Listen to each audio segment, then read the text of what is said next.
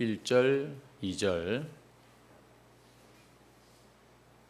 2절 말씀인데요. 우리 다 같이 한 목소리로 읽도록 하겠습니다. 시작. 내가 봄에 어린 양이 7인 중에 하나를 떼시는데 그때에 내가 들으니 내 생물 중에 하나가 우레소리같이 말하되 오라 하기로 이에 내가 보니 흰 말이 있는데 그 탄 자가 활을 가졌고 면류관을 받고 나아가서 이기고 또 이기려고 하더라. 아멘. 오늘 이 본문 말씀으로 첫 번째 인재앙이라는 제목으로 함께 또 말씀을 생각해 보겠습니다. 저는 지난 주일은 저 익산에, 전북 익산에 있는 기독교 장로회 기장 측 교회의 예배에 참석을 했습니다. 여러분들이 앉아 계신 그 자리에서 힘껏 찬송하고 또 말씀도 듣고 하면서 예배를 드리는데 참 은혜가 있었던 그런 예배였고, 또 오늘 이렇게 이 자리에서 또 예배를 드리게 되지만 그 자리나 이 자리나 별 다를 바가 없구나, 똑같은 하나님을 예배하는 자리고 은혜 받는 그런 자리구나 하는 것을 생각해 보게 됩니다. 이 요한계시록을 우리가 지금까지 쭉 살피면서 배웠던 것들이 있을 텐데 얼마나 기억이 나시는지 모르겠습니다. 이 요한계시록은 우리가 좀 가까이 하기에 두려운 책이지만 그 당시 로마 제국의 이 핍박을 받는 초대교회 성도들을 위로하기 위한 목적으로 쓰여졌다는 것이 계시록의 가장 큰 어떤 목적입니다. 특징이라고 할 수가 있는 것이죠. 초대교회 성도들의 믿음을 붙들어주기 위해서 이 계시록이 기록이 되었는데, 그 당시 특별히 소아시아에 있는 7교회를 향한 편지 형식으로 기록이 되었죠. 하지만 참 초대교회 성도들의 믿음이 좋다고 우리가 알고 있고, 계시록도 그렇게 그들의 믿음을 위로하기 위하여 참 주어진 책이라고 알고 있는데, 막상 계시록 2장 3장에서 그 아시아에 있는 7교회들의 모습을 우리가 보았을 때 참 이 땅의 교회는 불완전할 수밖에 없구나 하는 생각을 또 우리가 하게 되었습니다. 하나님의 택한 백성이고 주님의 몸된 교회였지만 교회라고 할 수 없을 정도로 그들은 신앙적인 어떤 타협을 했던 사람들이고 발람과 이세벨의 교훈을 쫓기도 하는 그런 참 이 진리에 서 있지 못하는 모습도 우리가 보았습니다. 오죽하면 하나님께서 말씀하시기를 차지도 않고 뜨겁지도 않은 그들을 토하여 버리고 싶다, 이런 표현을 하실 정도였지 않습니까? 참 초대교회 그러면 우리는 믿음 좋은 선배들로 기억하는데, 그러나 그들 안에 참 문제가 많았다. 여러분, 이것은 오늘 우리도 마찬가지입니다. 분명 예수님의 보혈로 값주고 사신받은 그런 하나님의 백성들이지만 여러분, 우리는 이 땅에서 온전치 못합니다. 완벽할 수 없는 것이죠. 그렇기 때문에 이 주일이 있는 겁니다. 매 주일마다 우리를 새롭게 하시는 하나님의 그 은혜를 여러분은 믿으시고 그걸 붙드시고 그걸 사모하시면서 우리가 이 예배를 드릴 때 참 약한 것 같은데도 그런 하나님의 은혜가 살아있는 교회, 성도의 삶을 우리가 살게 되는 것이죠. 그리고 또 4장과 5장에 와보니까 하나님은 이 잠시 2장과 3장에서 이 땅의 교회의 모습을 보여주시고 4장과 5장에서는 이제 하늘의 교회의 모습을 보여주시는 것을 우리가 살폈습니다. 하늘의 보좌가 펼쳐진 모습을 보았고 또 모든 피조물들의 대표들이 그곳에서 하나님을 영화롭게 찬양하는 모습을 보았습니다. 모든 피조물, 이 사람만 그런 게 아니라 이 땅에 하나님의 지음받은 모든 피조물의 본분이 뭐냐? 하나님을 예배하는 것이다 하는 거죠. 특별히 하나님의 이 놀라운 구원의 뜻을 이루기 위해서 유다 지파의 사자, 죽임 당하신 어린 양께서 그 두루마리의 인을 탁 떼시면서 이제 오늘 본문 6장으로 이렇게 연결이 되는 것을 우리가 지금까지 보았습니다. 그 두루마리 인을 뗄 자가 없어 이 요한이 울었다고 기록되어 있었지 않습니까? 그런데 그 인을 떼기에 합당한 분이 나타났는데 그분은 바로 어린 양의 모습으로 우리 주님께서 이제 나타나고 계시는 것, 이런 것들을 우리가 살폈지요. 여러분, 우리의 신앙생활에 참 제가 앞서 기장측 교회를 갔다고 했지 않습니까? 똑같은 교회입니다만 그러나 역시 기장측은 기장측이더라고요. 기독교 장로교단이죠. 한신대학교라고 들어보셨습니까? 자유주의 신학을 할 수 있는 그런 신학교입니다. 혹시나 역시나 이러면서 제가 이제 갔는데 정말 역시나 예배 시작부터 일본의 이 오염수를 방류하는 것에 대해서 막 통성으로 기도하고 그렇게 예배를 시작하는 것을 보았습니다. 뭔가 좀 이렇게 다른 것을 좀 느꼈습니다만 그럼에도 불구하고 그 교회와 우리 고신교회, 우리 해광교회와 동일하게 같은 점이 있는데 그것은 뭐냐면 예수 그리스도의 이름으로 기도하고 예수 그리스도의 이름으로 하나님을 예배하는 그런 형제라고 그렇게 생각을 하는 것이죠. 여러분, 이 세상이 참 우리가 분별해야 합니다. 조심해야 합니다. 특별히 절대 앞으로도 우리의 신앙생활에 타협해서는 안 되고 놓쳐서는 안 되는 것이 있다면 그것은 이 두루마리의 인을 떼시는 분, 바로 죽임당하신 어린 양 예수 그리스도, 하나님은 그분을 통해서만 천국의 문을 열어주시고 우리를 구원으로 인도하신다는 사실을 꼭 기억하시고 부디 여러분 우리의 신앙생활에 예수 그리스도를 알아가고 예수 그리스도와 더 가까워지는 여러분 이 걸음을 걸으셔야 됩니다. 그것이 여러분 우리 신앙생활에 가장 소중한 것입니다. 이제 6장부터 두루마리 인의 첫 번째 인이 떼어지면서 이제 심판이, 재앙이 이제 시작되는 것을 보게 되는데 앞으로 우리는 이 계시록에서 이 재앙, 심판의 어떤 그런 이 상징으로 7인 재앙, 또 7 나팔 재앙, 7 대접 재앙 이런 말들을 듣게 될 것입니다.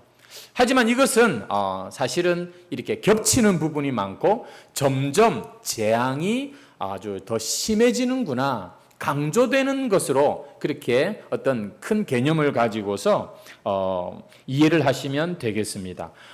앞으로 생각해야 될 재앙이 많은데 1절, 2절 읽고 오늘 딱 이렇게 끝이 나면 여러분들이 진도가 얼마나 더 가야 될까 이런 또 고민을 하실 수 있는데 아마 나중에 가면은 금방금방 또 진도가 나갈 것이지만 처음에는 하나하나의 재앙의 이 모습을 좀 살피는 필요가 있다고 생각합니다. 오늘은 첫 번째 그 인을 떼었을 때 나타난 이 재앙의 모습이 되겠습니다. 어린 양이 두루마리 봉인된 것을 하나하나 떼실 때마다 땅에서는 이런 모습의 재앙, 또 이런 모습의 재앙이 이제 나타나는 것을 보여주게 됩니다.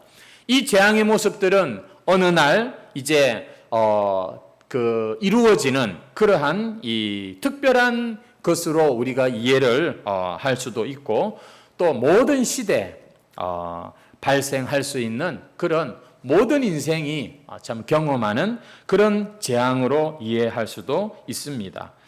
하나님을 떠난 이 세상에 대한 여러분이 지금 재앙의 모습을 우리가 보게 되기 때문에 예수님 똑바로 못 믿으면 나한테 이런 일이 일어날까 그렇게 걱정하면서 말씀을 들을 필요는 없고요. 이렇게 재앙의 참 심판의 모습을 통해서 하나님께서는 그 가운데 당신의 택한 자들을 또 돌이키시고 모으시는 그런 방법으로 이 재앙이 사용된다는 것도 기억하면서 여러분 우리가 말씀을 들어야 되겠습니다. 자, 첫 번째 인을 떼었을 때 나타난 재앙 어떤 모습인가? 우리 1절, 2절을 다시 한번 보십시오. 어린 양이 일곱 인 중에 하나를 떼시는데, 자, 하나를 떼었습니다. 그때 내가 들으니 내 생물 중에 하나가 우레소리 같이 말하되 오라 하는 소리가 들렸습니다. 이 네 생물은 천사들, 그리고 또 이 천사 모든 피조물들을 대표하는 그런 존재라고 우리가 생각을 했었지요. 그리고 2절에 보니까 이제 본격적으로 첫 번째 재앙의 모습이 흰 말이 있는데 그 말을 탄 자가 나옵니다. 그리고 그의 손에는 활이 있고 그는 면류관을 받았고 그리고 이기고 또 이기려고 하더라. 이런 모습을 우리가 오늘 보게 되는 장면입니다. 바로 첫 번째 인을 떼었을 때의 그런 모습이죠. 자, 여러분, 여기서 흰 말이 나옵니다. 흰색은 이 당시에 승리의 색이었다고 합니다. 그래서 전쟁터에서 돌아오는 사람들이 승리한 개선장군 혹은 이 군인은 이렇게 백마를 타는 이런 모습을 그 당시에는 볼 수가 있었다고 합니다. 말과 활은 전쟁할 때 쓰는 것이죠. 예, 그러니까 지금 이 첫 번째 인의 재앙의 모습은 뭐랄까요? 전쟁터를 생각나게 만들고 그리고 뭔가 이기려고 막 하는 그런 정복자의 모습을 우리가 보게 됩니다. 보통 우리가 흰색 그러면은 천사처럼 거룩하고 깨끗한 이미지를 떠올리게 되지요. 오늘 저도 성찬식이 있어서 이렇게 가운을 이렇게 입었는데 보십시오. 하얀색이지 않습니까? 우리 성가대들도 마찬가지고 흰색은 이렇게 참 그렇게 느낌을 줍니다. 오늘 이 첫 번째 재앙의 모습에 흰색이 나오고 있습니다. 흰색 말을 타고 그리고 이 사람의 손에 활이 있고 면류관까지 쓰고 그리고 이기고 있습니다. 누가 생각이 나십니까? 예수님이 아마 생각나는 분들이 많을 겁니다. 그래서 어떤 학자들은 이 흰 말을 탄 자가 누구냐? 예수님이다라고 해석을 합니다. 계시록 19장 11절에 가면은 오늘 우리가 읽은 본문과 비슷한 장면이 나오는데 내가 하늘이 열린 것을 보니 보라 백마와 그것을 탄 자가 있으니 그 이름은 충신과 진실이라 그가 공의로 심판하며 싸우더라. 이런 말씀이 있어요. 이 말씀은 예수님을 이렇게 표현하는 그런 말씀이 되는데 아주 명백한 예수 그리스도의 모습인데 이 내용과도 오늘 우리가 읽은 본문의 흰말을 탄 자가 꽤 비슷합니다. 그래서 어떤 분들은 이분은 예수님이다 이렇게 지금 이야기를 하는데 여기에 조금 문제가 있습니다. 제가 책들을 좀 많이 읽어봤는데요. 보니까 한 10명 중에 한 7, 8분은 아니다. 예수님이 아니다. 그리고 한 2분 정도는 이단은 아니에요. 예. 그런데 예수님 같다. 이렇게 지금 의견이 나누어지는 대목이 우리가 오늘 읽은 본문입니다. 저는 이렇게 생각합니다. 지금 어린 양이 인을 떼시고 재앙이 임하는데 그 재앙의 모습으로 등장하는 첫 번째 모습이 흰 말을 탄 자가 등장하잖아요. 근데 그 사람이 또 예수님이다? 여러분, 지금 어린 양 예수님이 인을 떼고 있는데 또 예수님이 등장한다는 게 좀 말이 안 되는 것 같습니다. 그리고 또 예수님에게는 진리의 검이 어울리지 활은 참 이렇게 뭐랄까요? 그동안 어울리지 않는 예수님과는 어울리지 않는 그런 모습이죠. 오라 하고 지금 생물이 생물 중에 하나가 도전을 하고 있습니다. 외치고 있는데 거기에 예수님이 뭐랄까요? 따르는 모습으로 순종하는 모습으로 등장하는 것도 조금 이상한 것 같습니다. 무엇보다도 예수님께서는 이기고 또 이기려고 하지 않는 분이라고 저는 생각합니다. 예수님은 언제나 넉넉히 이기시는 분이시고요. 단번에 이기신 분이십니다. 내가 세상을 이기었노라. 어떻게 해서든지 이기려고 아둥바둥하는 이런 모습은 왠지 예수님의 어떤 위상과는 어울리지 않는 그런 모습 같습니다. 여러분들은 어떻게 생각하십니까? 그렇습니다. 오늘 우리가 생각하는 지금 이 흰말을 탄 자가 누구냐? 저는 적그리스도가 아닐까 그렇게 생각합니다. 예수님처럼 보이는데, 그리스도처럼 보이는데 그리스도가 아닌 자, 바로 적그리스도라고 하는 것이죠. 성경에 보니까 사탄도 자기를 광명의 천사로 가장하는데, 이 적그리스도가 흰말 타는 거, 이게 그렇게 놀랄 일은 아니지요. 자, 여러분, 어린 양이 두루마리의 첫 번째 인을 떼었습니다. 이제 종말이 시작됐다는 말이거든요. 그런데 종말의 이때에 나타나는 첫 번째 모습이 뭡니까? 적그리스도가 등장한다는 사실입니다. 여러분, 이 말세에 아주 중요한 특징이 무엇입니까? 그것은 이 그리스도를 적대하는, 반대하는 이 세력이 나타난다는 것이죠. 아마 이 당시 계시록을 읽고 지금 듣는 초대교회 성도들 입장에서는 이 적그리스도가 누굴까? 그들에게는 네로나 도미티안 황제 같은 자기들을 교회를 핍박하는 자들이었을 거라고 생각했을 것입니다. 하지만 여러분, 네로가 죽고 도미티안 황제가 죽었다고 해서 적그리스도가 없어졌느냐? 그렇지는 않습니다. 여러분, 우리가 사는 이 시대에는 예수님이 오심으로 말미암아 이제 다시 오시는 때까지가 사실은 이 말세라고 우리가 배웠는데, 이 모든 시대에는 적그리스도가 늘 있다는 사실을 기억하셔야 됩니다. 어떤 사람은 이 적그리스도가 누구냐를 굉장히 연구하십니다. 그래서 저 가톨릭의 교황이다, 이렇게 말씀하시는 분이 있더라고요. 또 제가 언젠가 유튜브를 보니까 미국의 전 대통령 트럼프가 이 적그리스도다, 이렇게 말씀하시는 분도 있더라고요. 그리고 제가 또 유튜브를 많이 보면 안 돼요. 유튜브에서 그러더라고요. 저 테슬라의 사장 누구죠? 일론 머스크, 그 사람이 적그리스도다, 이렇게 주장하는 사람도 보았습니다. 뭔가 그들 안에 있는 어떤 음모들을 파헤치면서 그들이 적그리스도다. 여러분은 혹시 적그리스도가 누구라고 생각하십니까? 아마 계시록에 관심이 있고 나름대로 이 믿음이 그래도 참 말씀을 사모하는 분들 중엔 또 이런 연구를 하시는 분들이 계실 건데, 여러분이 생각하는 적그리스도는 누구입니까? 저는 오늘 제가 생각하는 적그리스도를 한번 말씀을 드리려고 합니다.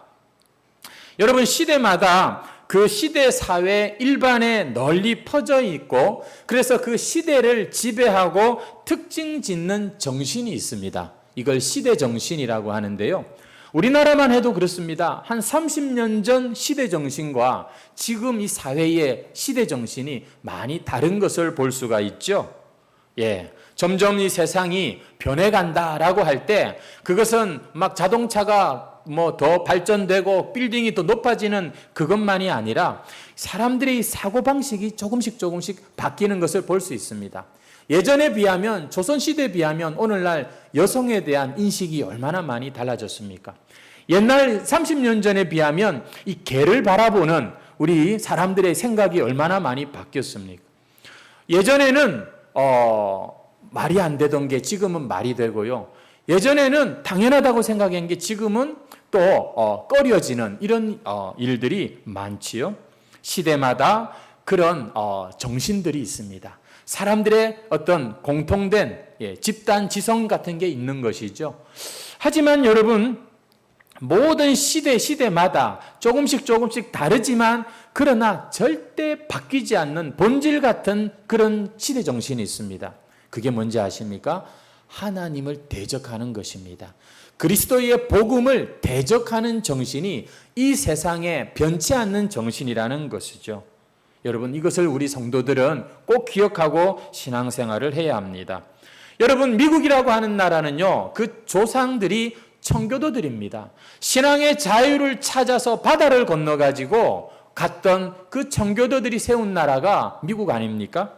여러분, 그래서 많은 사람들이 미국을 기독교 국가로 알고 있지만, 여러분, 지금 미국에서는요, 공공장소에서 메리 크리스마스라는 단어를 쓰면 안 된다는 거 아십니까?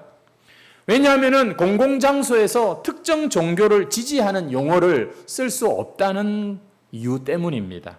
그래서 TV에서도요, 크리스마스라는 말이 다 빠져버렸어요. 학교에서요, 선생님이 메리 크리스마스를 가르칠 수가 없게 만들어버렸습니다. 기가 막히죠? 대신에 홀리 해피데이. 그래서 모든 종교인들이 부담 없이 이렇게 말할 수 있도록 그렇게 만들었다고 하는 것이죠. 여러분, 우리나라 역시 마찬가지입니다. 이 세상은요, 사실은 차이가 있는 것 같지만 사실은 그 기반이 똑같습니다. 하나님을 반대하는 것입니다. 조물주를 인정하고 싶지 않다는 것이에요. 이것은 여러분 과학계도 마찬가지고 모든 이 문화계도 마찬가지고 동일한 그런 정신을 가지고서 세상은 굴러갑니다.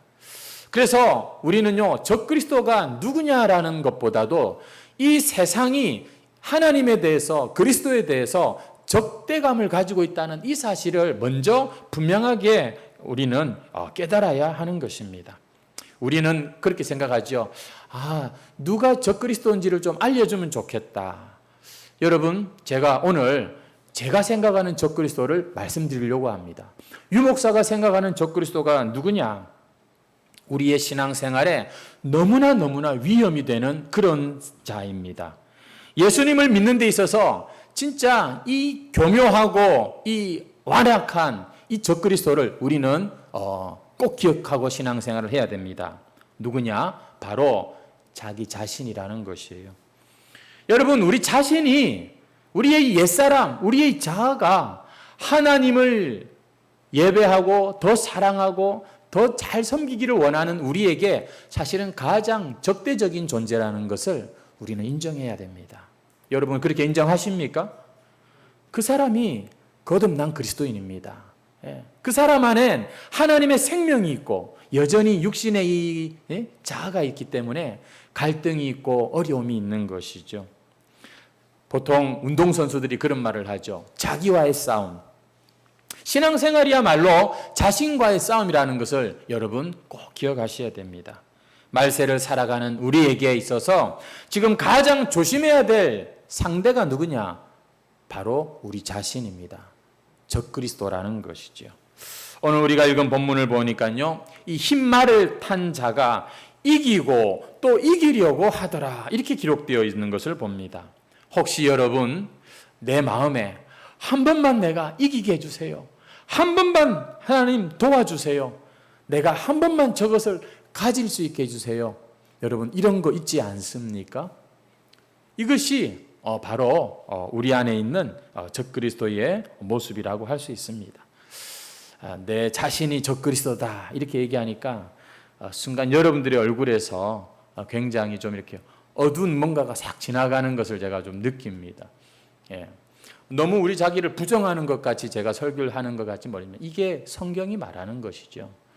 모든 사람이 다 죄인이고 하나님 앞에, 그래서 예수님이 피 흘려 죽어야만 답이 있고 길이 있는 게 우리 인생입니다. 너무 자기 자신에 대해서 여러분 자신만만해하지 마십시오. 꺾여야 됩니다. 하나님 앞에서는 꺾여야 되는 거예요.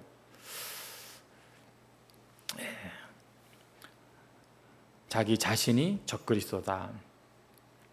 그렇게 우리가 한번 생각해 볼 수 있고요. 그것이 오늘 설교의 이 적그리스도의 제 사실 주제는 아닙니다. 아무튼 여러분, 오늘 본문에 나오는 재앙의 징조라고 나오는데 흰색 말을 타고 손에는 활까지 들고 면류관까지 쓰고 이기고 있으니까 꼭 예수님 같아 보이지요? 얼마나 멋지고 얼마나 여러분 매력적입니까? 흠모할 만한 그런 모습이지요. 여러분, 이렇게 예수님처럼 이렇게 참 멋진 이기는 모습으로 누군가가 내 앞에 있다면 우리는 그런 사람에게, 그런 자에게 넘어가지 않을 수가 없을 것입니다. 여러분 주변에 그런 사람 없습니까? 참 모든 것을 완벽하게 잘하는데 보면 얼굴도 잘생겼고 이뻐요. 공부도 잘해요. 운동도 잘합니다. 그런데 착하기까지 해요.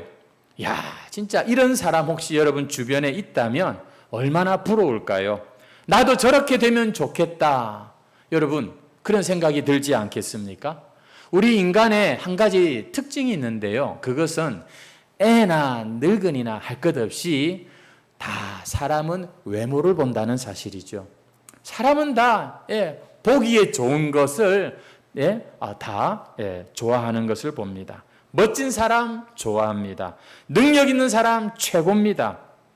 이게 성경에도 보면은요, 참 이렇게 나오는데 이 하나님과 우리 사람의 관점이 참 다르다는 것을 성경을 공부해 보면 알 수 있습니다. 여러분, 창세기에 보면은 진짜 아주 멋진 인물이 한 사람 나오죠. 진짜 슈퍼맨 같은 사람입니다. 어려움에 빠진 가족들을 다 구하고 자기를 팔아넘긴 형들을 다 용서하고 온 세상, 그 당시 애굽과 주변 나라들을 흉년으로부터 구원한 사람, 총리 요셉. 이야, 얼마나 멋진 사람인지요. 우리는 그래서 기도합니다. 우리 자녀들이 요셉 같게 되게 해주세요. 다니엘 같게 되게 해주세요. 높아지게 해주세요. 성공하게 해주세요. 그런 마음들이 있습니다. 반면에 제가 요셉과 비교하고 싶은 인물이 있는데 그게 넷째 형 유다라고 하는 인물입니다. 여러분, 이 유다는요, 믿음의 집안인데도 불구하고 여러분 잘 감안해서 들으십시오. 가나안 여인과 불신 결혼을 합니다. 누가요? 유다라고 하는 이 사람이. 거기서 끝이는 게 아닙니다. 이 유다가 어떤 죄를 지었냐면 자기 며느리와 동침하는 폐륜을 저지릅니다. 진짜 집안 족보에서 이름을 빼버리고 싶은 그런 죄를 지었다니까요. 그런데 이 유다가 나중에 자신의 죄를 보니까 철저하게 아주 진지하게 회개하는 그런 모습을 우리가 성경에서 볼 수 있습니다. 다 내가 책임지겠다 이러면서 그는 자신의 그 잘못과 허물과 실수가 어마어마한데도 불구하고 회개를 합니다. 철저히 회개합니다. 하지만 사람들이 볼 때에는 그런 건 잘 안 보이잖아요. 진짜 인간 말종 같은 인물이고요. 집안에 정말 부끄러운 그런 사람입니다. 찌질하고 멸시받아 마땅한 인생이라고 할 수 있습니다. 그런데 여러분, 예수님이 누구의 후손으로 오시는지 아세요? 이 유다 지파의 사자로 오시지 않습니까? 여러분, 하나님과 우리의 이 관점이 좀 다르다는 것을 우리가 좀 기억해야 합니다. 암만 이렇게 얘기해도요, 우리가 돌아가면은 와, 예쁘다, 잘생겼다, 멋지다, 부럽다 이렇게 우리는 보게 됩니다. 아무리 성경이 유다의 지파, 유다의 후손, 이 유다를 통하여 구속사의 주인공이 온다고 해도 사람들의 머리에는 유다라는 이름은 새겨지질 않습니다. 그죠? 다니엘, 요셉 이렇게 되는 것이죠. 여러분, 왜 성경이 유다를 통해서 예수님을 이렇게 보내는 기록을 하고 있을까요?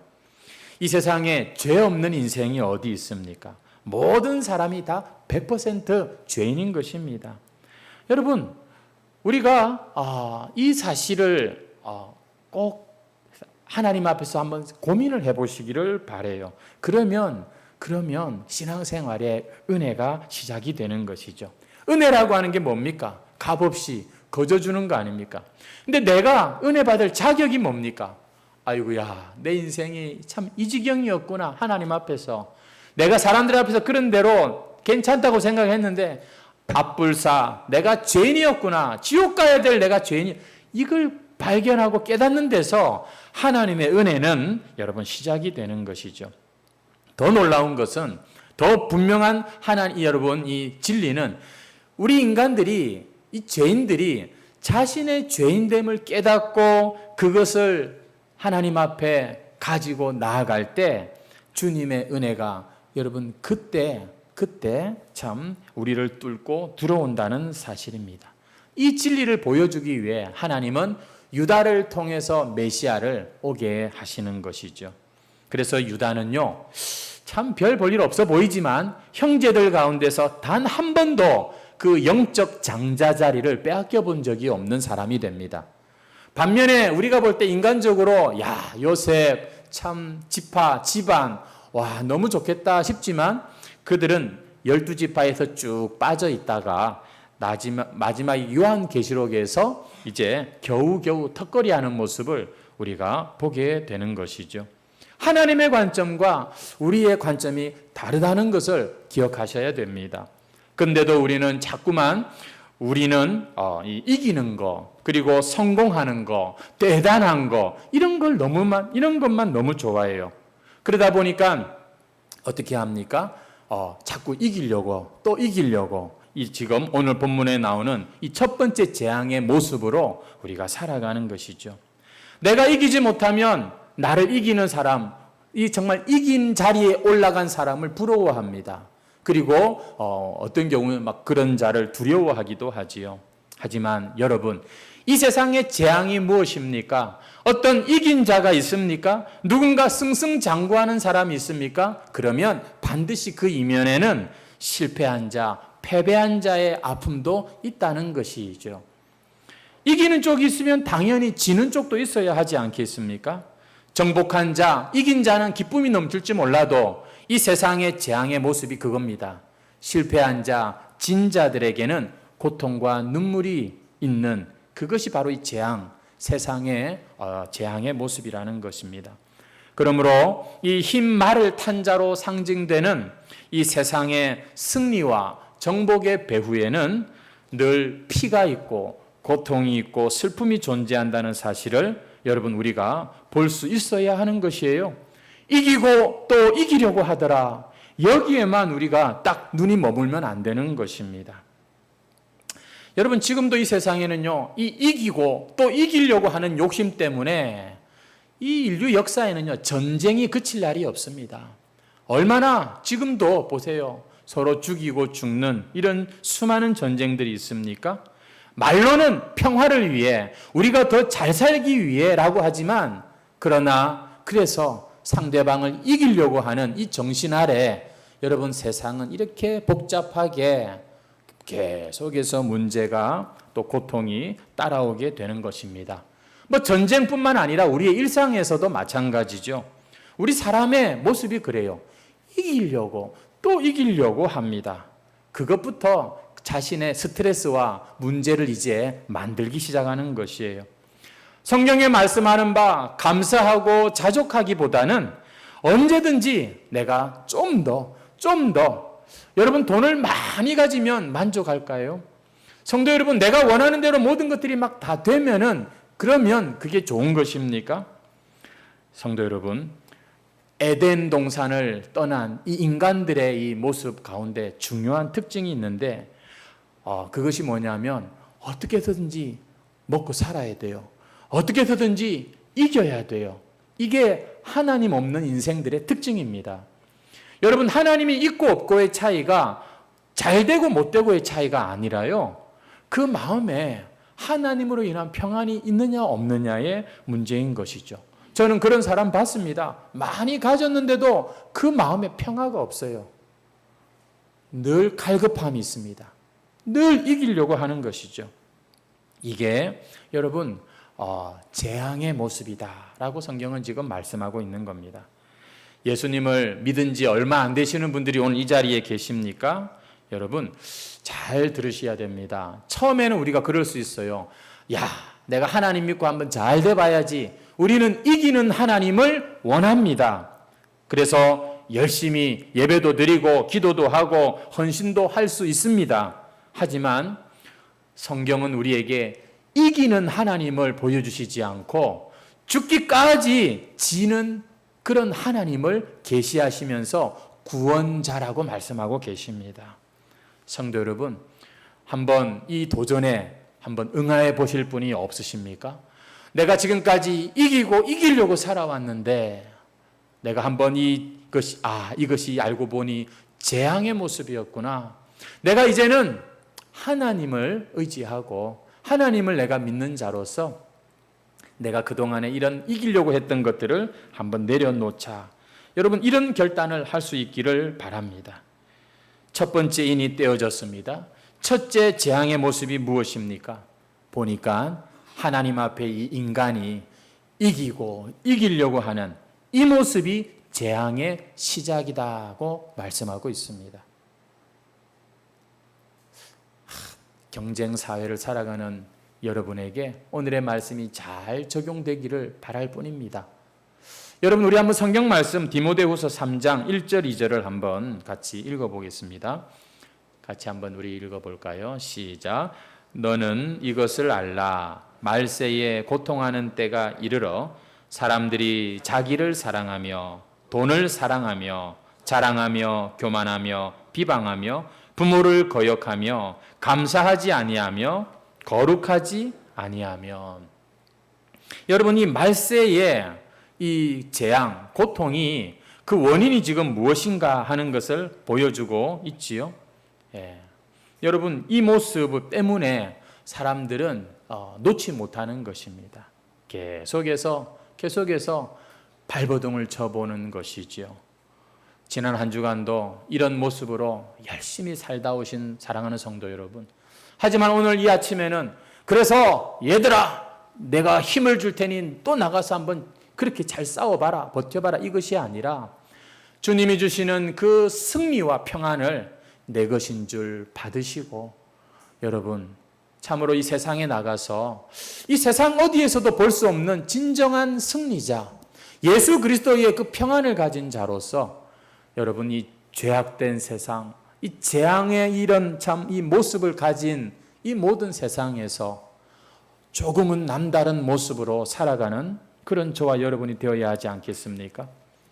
이기고 또 이기는 이 모습은 적그리스도라고 말씀을 드렸는데, 이 당시 성도들에게 있어서 바로 로마를 떠올리는 그런 표현입니다. 수많은 나라를 정복하고 대제국을 건설하고 하고 싶은 것은 무엇이든지 할 수 있는 저 로마, 그리고 로마의 시민권자들, 얼마나 여러분 부러울까요? 나도 한번 저 로마처럼 되고 싶다. 나도 한번 저 로마 사람처럼 살고 싶다. 여러분, 이런 이기고 싶은 안달이 있다면 오늘 이 주일에 나오신 하나님 나라에 속한 여러분들이요, 오늘 주님 앞에서 나에게 하늘의 그 평안과 그 주님의 승리를 부어달라고 그렇게 기도하시고 여러분 새로워지셔야 되는 겁니다. 이 흰말을 탄 자, 예수님처럼 보이지만, 꽤 멋지게 보이지만 절대 예수가 아닙니다. 착각하시면 안 됩니다. 따라가서도 안 됩니다. 여러분, 이 세상에 이런 이기기만 하는 자들 쫓아가다가 라인을 잘 타야 된다고 하죠. 여러분, 절대 따라가면 안 됩니다. 우리는 예수님을 따라가야 하는 것입니다. 근데 어떤 분들은 그래요. 요새 되는 것도 없고 진짜 아무것도 내 뜻대로 되는 게 없어. 짜증나 죽겠어. 내가 지금 예수님을 따라가지 않으니까 여러분 그런 상황이 오는 것이죠. 예수님과 함께 여러분 참 편안하게 자유롭게, 저것이 지금 목사님이 지금 참 거짓말을 하는 건지 아니면 진짜 예수님을 믿고 참 그렇게 살면 그런 평안이 있는 건지 한번 시험해 보고 싶은 분 없습니까? 우리가 이 세상에서 늘 이기려고 하는 건 결국 앞서 우리가 본문에 말씀을 읽었습니다만 자기를 사랑하고 돈을 사랑하기 때문입니다. 나는 뭐든지 잘해야 돼. 남보다 공부도 잘해야 되고 사업도 잘해야 되고 결혼도 잘해야 되고 뭐든지 잘해야 나는 직성이 풀려. 여러분, 못하라는 말이 아닙니다. 하지만 이 세상의 심판의 모습, 재앙의 모습이 뭐냐?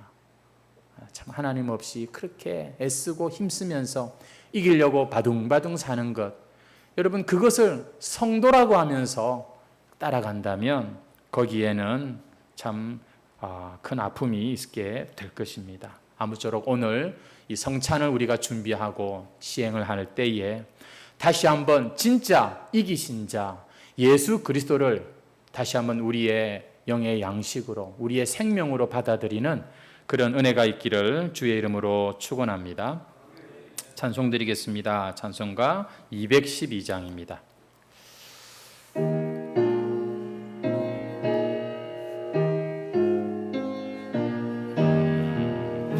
겸손히 주를 섬길 때 괴로운 일이 많으나 구주 연에게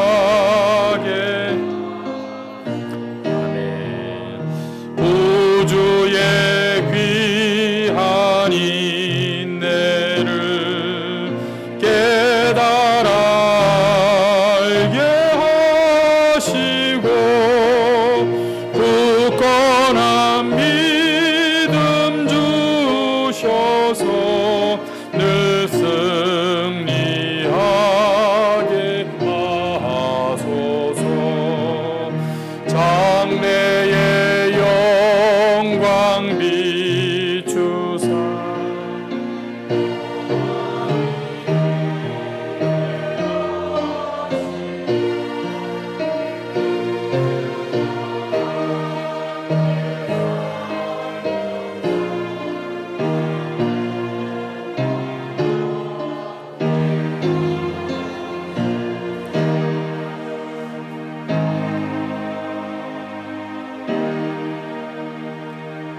이 시간에 우리 성찬식을 시작하도록 하겠습니다. 기도하겠습니다. 하나님 아버지, 오늘도 우리가 예배할 수 있음을 감사드리고 또 우리에게 또 말씀 주심도 감사드립니다. 이 시간 성찬식을 통해서 우리의 생명이 되신 예수님을 우리가 먹고 마시며 온전히 하나 되는 그런 은혜를 사모합니다. 주여, 참 이 시간 우리 안에 있는 이 세상의 가치관들이 참 주님의 그런 진리로 변화되게 해 주옵소서. 우리가 믿는다고 하면서도 참 신앙생활에 길을 잃고 혼돈하고 침체에 참 빠져드는 것이 참으로 우리 생각대로 또 우리의 욕심대로 참 살기 때문인 줄 믿습니다. 주님, 이 시간 다시 한번 나는 죽고 예수가 살아나는 새 사람으로 회복되는 그런 성찬식을 허락하여 주시옵소서. 예수님의 이름으로 기도합니다. 아멘. 제가 말씀 한 구절 읽고 분병하도록 하겠습니다. 내가 너희에게 전한 것은 주께 받은 것이니 곧 주 예수께서 잡히시던 밤에 떡을 가지사 축사하시고 떼어 이르시되 이것은 너희를 위하는 내 몸이니 이것을 행하여 나를 기념하라 하시고.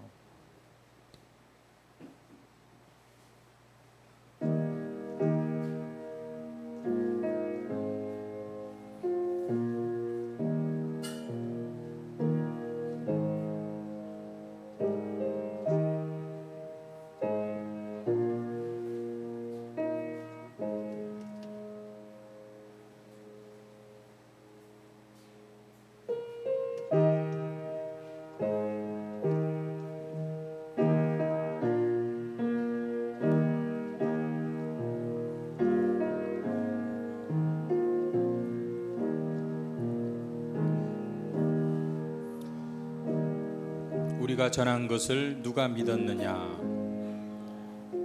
여호와의 팔이 누구에게 나타났느냐? 그는 주 앞에서 자라나기를 연한 순 같고 마른 땅에서 나온 뿌리 같아서 고운 모양도 없고 풍채도 없은즉 우리가 보기에 흠모할 만한 아름다운 것이 없도다. 그는 멸시를 받아 사람들에게 버림받았으며 간고를 많이 겪었으며 질고를 아는 자라. 마치 사람들이 그에게서 얼굴을 가리는 것 같이 멸시를 당하였고 우리도 그를 귀히 여기지 아니하였도다. 그는 실로 우리의 질고를 지고 우리의 슬픔을 당하였거늘 우리는 생각하기를 그는 징벌을 받아 하나님께 맞으며 고난을 당한다 하였노라. 그가 찔림은 우리의 허물 때문이요 그가 상함은 우리의 죄악 때문이라.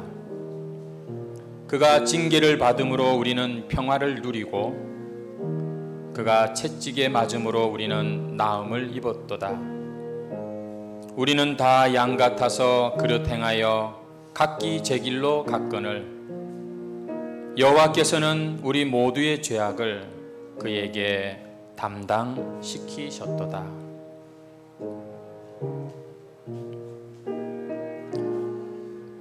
떡을 받지 못하신 분이 혹시 계십니까?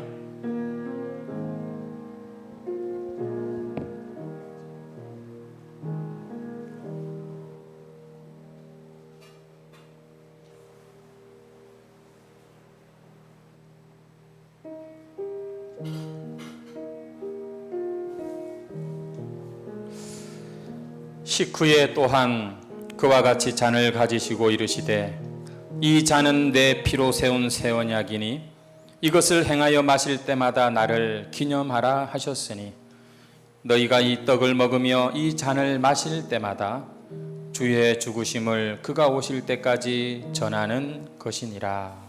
아멘.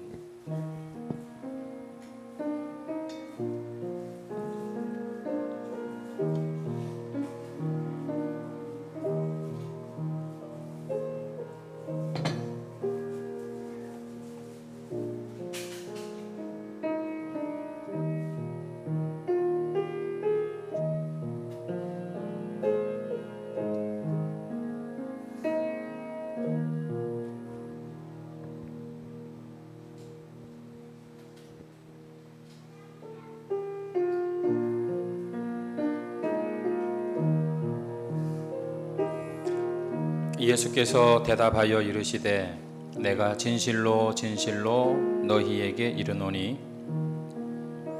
너희가 나를 찾는 것은 표적을 본 까닭이 아니요 떡을 먹고 배부른 까닭이로다. 썩을 양식을 위하여 일하지 말고 영생하도록 있는 양식을 위하여 하라. 이 양식은 인자가 너희에게 주리니 인자는 아버지 하나님께서 인치신 자니라. 내가 진실로 진실로 너희에게 이르노니 모세가 너희에게 하늘로부터 떡을 준 것이 아니라 내 아버지께서 너희에게 하늘로부터 참 떡을 주시나니 하나님의 떡은 하늘에서 내려 세상에 생명을 주는 것이니라. 그들이 이르되 주여 이 떡을 항상 우리에게 주소서. 예수께서 이르시되 나는 생명의 떡이니 내게 오는 자는 결코 줄이지 아니할 터이요 나를 믿는 자는 영원히 목마르지 아니하리라. 그러나 내가 너희에게 이르기를 너희는 나를 보고도 믿지 아니하는도다 하였느니라. 아버지께서 내게 주시는 자는 다 내게로 올 것이요 내게 오는 자는 내가 결코 내쫓지 아니하리라. 내가 하늘에서 내려온 것은 내 뜻을 행하려 함이 아니요 나를 보내신 이의 뜻을 행하려 함이니라. 나를 보내신 이의 뜻은 내게 주신 자 중에 내가 하나도 잃어버리지 아니하고 마지막 날에 다시 살리는 이것이니라.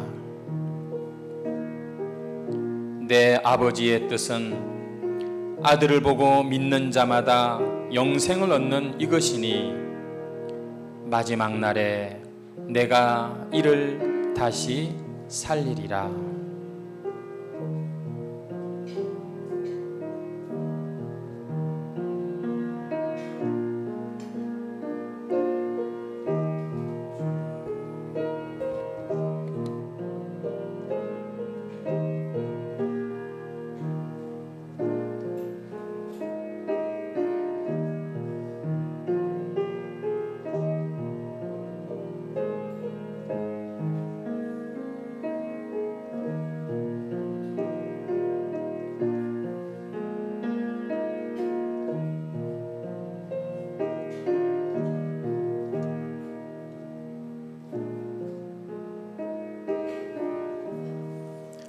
잔을 받지 못한 분 계십니까?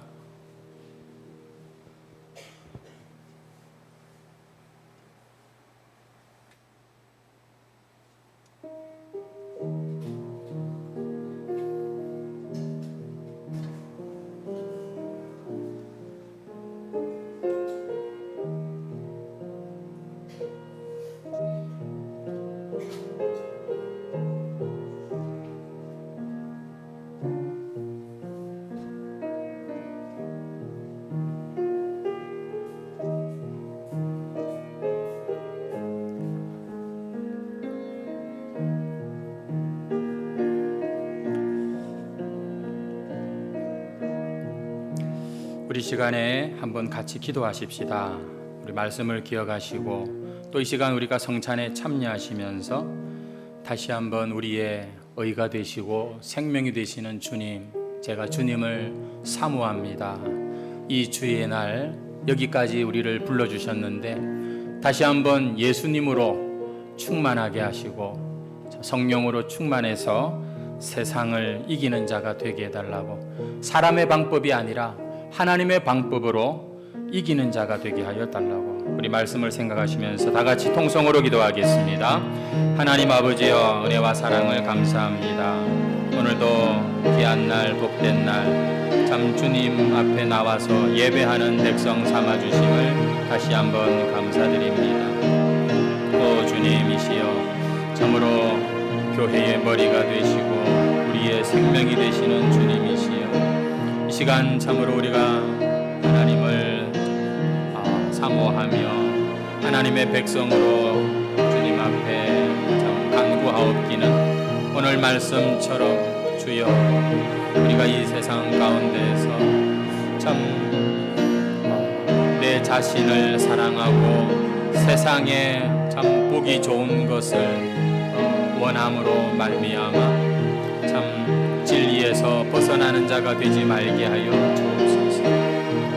우리의 인생과 우리의 영혼과 우리의 모든 것을 오직 예수 그리스도에게 우리가 참 투자하기를 소원합니다. 세월이 흐르고 세상이 변하여도 우리의 믿음은 변치 않기를 소망하고 기도합니다. 주님, 이 땅 세상 속에서, 사회에서, 직장에서, 가정에서 참으로 이 모양 저 모양으로 지치고 상한 심령들, 주님 다시 한번 감당할 수 있는 힘과 은혜를 허락하여 주시고, 주여 오늘도 참으로 다시 한번 성찬 가운데 참 우리가 예수님의 이 생명과 능력을 더욱더 참 풍성히 경험하는 자들이 되게 해주시고, 하나님 아버지 우리의 믿음을 붙잡아 주시고 이 땅에서의 우리의 삶을 지켜주시고, 아버지 육신의 힘으로가 아니라 아버지 세상의 그런 사고방식이 아니라 진리로 성령으로 모든 것을 감당하는 하나님의 백성 되게 해 주옵소서. 우리의 생명과 의가 되시는 주님, 말세의 징조 중에 하나가 예수님과 비슷하지만 그러나 결코 예수 그리스도가 아닌 적그리스도의 등장인 것을 오늘 우리가 생각했습니다.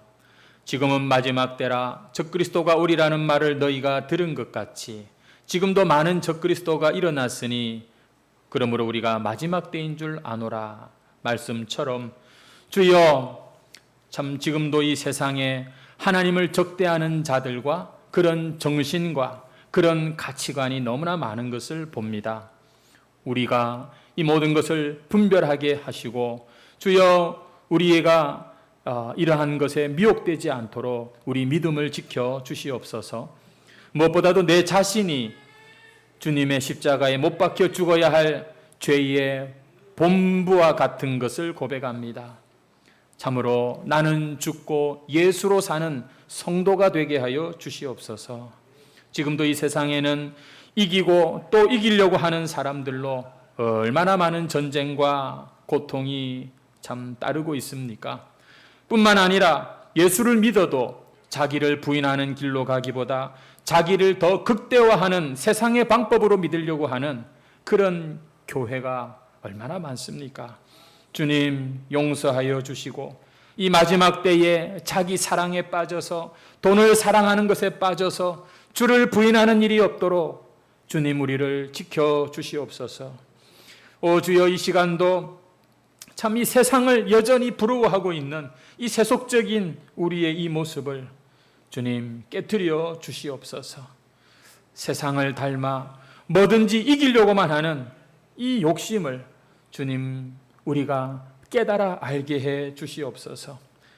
나도 모르게 참 예수님을 따라가다가 적그리스도를 따라가는 그런 이 불신앙의 시대가 이 마지막 시대입니다.